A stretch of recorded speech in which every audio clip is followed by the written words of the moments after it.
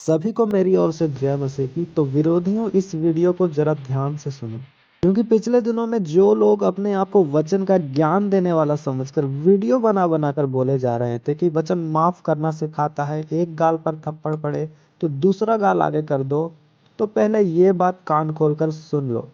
अंकु नरुला जी ने कोई पुतला नहीं फुकवाया था। हाँ, बिल्कुल सही सुना। ये कहानी तुम लोगों की अपनी बनाई हुई थी, सिर्फ ड्रामा और अपने आप को अंकु नरुला जी के नाम के द्वारा फेमस करने के लिए।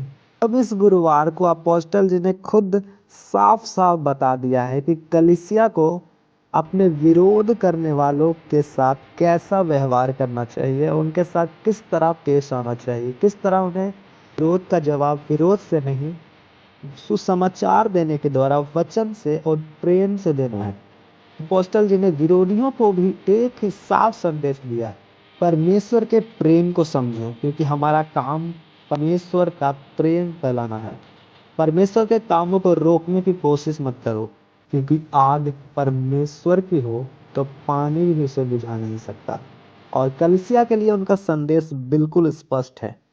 ऐसे विरोध करने वालों से प्रेम करना, उनके लिए कोई गंदी और अभद्र रील बनाकर उनको अपमानित ना करना। विरोध करना उनका काम है, हमारा नहीं। और लेकिन सच्चाई में रहना हमारा काम है। लोग हर समय वीडियो बनाकर भाषण देते फिरते थे, अब वही ताकत लगाकर ये वीडियो भी सुन ले कि सच क्या है। अगर इतनी ही मसीही शिक्षा याद है तो उसे पहले खुद पर लगाओ, दूसरों को मत सिखाओ। कई बार आपकी लाइफ में जब विरोध होता है, इसलिए मैंने कहा विरोध के बदले विरोध मत करो। जो लोग विरोध कर रहे हैं वो पुतले साड़ रहे हैं, वो पुतले थोड़ी साड़ रहे हैं, वो आपको मेडल दे रहे हैं स्पिरिट में। वो आपके लिए गोल्ड मेडल है, सिल्वर मेडल है वो आपका। वो कोई खराब चीज थोड़ी है वो। लेकिन जब आप अपना मेडल दूसरे को वापस कर देंगे, वो खराब चीज है कि उन्होंने साड़ा एक मैंने साड़ दिया, हमें वापस नहीं करना अपना गोल्ड मेडल। यही तो सताव का मजा है। बाइबल कहती प्रेरित खुश हुए, आनंदित हुए। अगर इसे संसारिक दृष्टि से देखा जाए तो जब एक प्रशासन वहां पे खड़ा हो और कोई चोरी कर रहा हो, क्या प्रशासन वेट करेगा कि ये बंदा चोरी कर ले, फिर मैं इस पे केस डालूंगा, इसकी जमानत होगी, फिर ये केस चलेगा? कि क्या उस चोरी को उसी जगह पे रोक देना चाहिए था? उसी जगह पे रोक देना चाहिए था, अगर आपको इतनी चिंता है क्रिश्चियंस लोगों की तो। लेकिन क्रिश्चियंस इस चीज का गुस्सा क्यों नहीं कर रहे हैं, या पास्टर्स गुस्सा क्यों नहीं कर रहे हैं? क्योंकि उनके लिए वो गोल्ड मेडल है, उनके लिए वो निशानी है कि गॉड इज विद अस, वो हमें ब्लेस कर रहा है। तो हमें यह समझना पड़ेगा। परमेश्वर ने मुझसे कहा कि वो तेरे लिए गोल्ड मेडल है, कि वही तो निशानी है।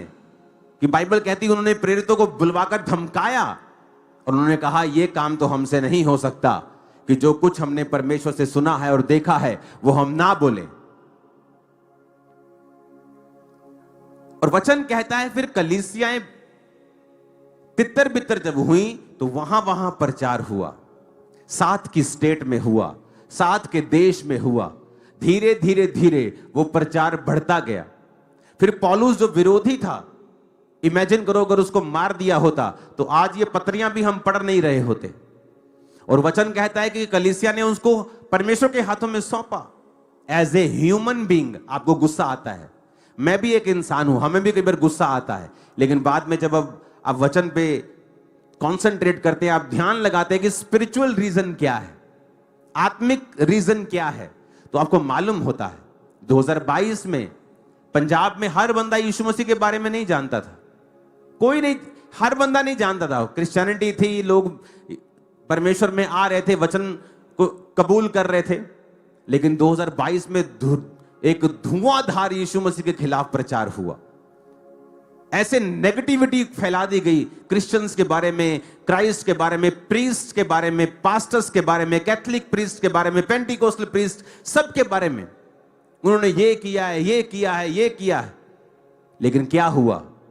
जिसने यीशु मसीह के बारे में नहीं सुना था उसने सुना। जब उसने सर्च किया, जब आप देखते हैं अपने आसपास के लोगों में, आपके रिश्तेदारों में गवाहियां सुनते हैं कि नहीं, जो आपने सुना है वो ठीक नहीं है, आप हमारे साथ चर्च चलें, आप देखें, आप खुद जाएं, आपको मालूम होगा कितना पैसा वहां मिलता है कि नहीं मिलता। क्यों लोग वहां आते हैं? क्योंकि जिसको यीशु मसीह मिल गया, उसकी लॉटरी लगी, उसे किसी पैसे की जरूरत नहीं है। क्या मुझे है 10 लाख की जरूरत? क्या आपको है जरूरत? अरे क्या पैसा, ये क्या है पैसे की औकात यीशु मसीह के सामने? जिस व्यक्ति के बेबी नहीं था 40 साल से, उसके सामने पैसा रखेंगे, पैसे को लेगा कि बेबी को लेगा? जो कैंसर से मर रहा है वो पैसे को लेगा कि हीलिंग को लेगा? जिसके मन में शांति नहीं है, पैसा भी है, सेहत भी है, वो पैसे को लेगा कि यीशु मसीह की शांति को लेगा? जब यीशु मसीह के वचन के बारे में समझ आती है तो आपको भी यह बात समझनी है कि परमेश्वर आपकी लाइफ के दुखों को आपको स्ट्रॉन्ग करने के लिए इस्तेमाल करते हैं हमेशा। 2004 में 5 में मुझे क्यों फास्टिंग करनी पड़ी इतनी? क्योंकि शैतान के अटैक्स इतने ज्यादा थे मेरी लाइफ में। और मैं आपको बताता हूं कि जो एक्सपीरियंस स्पिरिट का 2005 में और 4 में मैंने परमेश्वर में किया, खासकर 5 में, उसकी वजह से आज मैं परमेश्वर में खड़ा हूं। मैं इसलिए नहीं खड़ा हूं कि मिरेकल हुए, इसलिए नहीं खड़ा हूं कि मेरी लाइफ में मिरेकल हुए। आप नहीं इस बात को समझ पाएंगे कि मुझे मालूम था कि जो क्राइस्ट ने मेरे साथ किया है, ये दुनिया की कोई ताकत मेरे साथ नहीं कर सकती थी। हालेलुया। अगर आप बुद्धिमान नहीं होंगे तो लोग आपकी पॉपुलैरिटी का फायदा उठाएंगे। कभी भी नाम लेकर किसी की बात ना करो, हमेशा मसीह विरोधी कहकर लोगों की बात करो। यही तो वो चाहते हैं कि वो मशहूर हों, उस मशहूरी का जो आपके ऊपर है उसका वो फायदा उठाएं। क्योंकि क्रिश्चियनिटी की अगर आप बात करोगे तो हर देश तक बात पहुंचेगी। Very cheap way to be popular. लेकिन आपको बुद्धिमान बनना है, आपको यह समझना है कि आप किसी की गिरफ्तारी पर रीले मत चलाएं, खुश ना हो, सुसमाचार फैलाएं, चुप भी ना हो, वचन को फैलाएं सोशल मीडिया के ऊपर, वचन बताएं लोगों को, सच्चाई बताएं, अपनी गवाहियां शेयर करें, अपने एक्सपीरियंस शेयर करें। नशा छोड़ा तो वो शेयर करें। गाली निकालने से, किसी को डाउन करने से, किसी को कुत्ता बोलने से, बिल्ला बोलने से नथिंग विल हैपन, कुछ नहीं होगा। और आपकी स्पिरिट नहीं है ये। मैं भी विश्वासी की लाइफ में रहा हूं।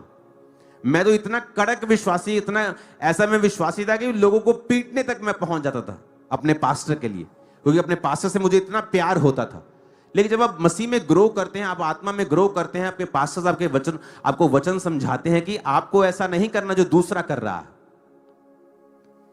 हमें वो रीले नहीं बनानी है कि जिससे आप एक लीडर नुमा व्यक्ति लगे, कि जिसको परमेश्वर से कोई लेना देना नहीं।